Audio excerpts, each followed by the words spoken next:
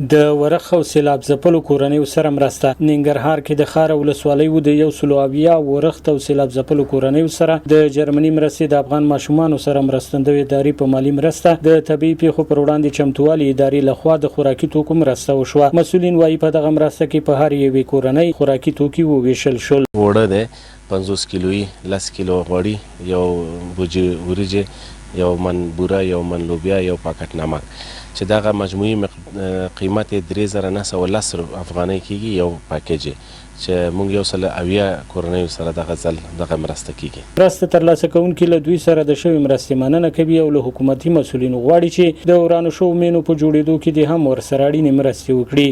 دغه مواد چې د موږ تباسیه نه کوي زموږ کورونه ځمکې بندونه دا اوبه وړي دي د حکومت نه دا خواسته چې دغه بندونه ځمکې او د دې پروګرام موږ ته وکړي. دغه مرستې چې موږ له دې نه خوشحاله یو او بل موږ دپاره اساسي مرستې پکار دي چې دیوالونه وران شوي هلته کورونه وران شوي دي پټیم خراب شوي دي مال وړی. د دغه ولایت د طبي پیښو پر وړاندې د چمتووالي ادارې مسؤلین بیا د ورخ او سیلاب ځپلو سره د بیلابیلو مرستو ترڅنګ د مینو په جوړولو کې هم د لازمو اقداماتو د ترسره ډاډ ورکوي.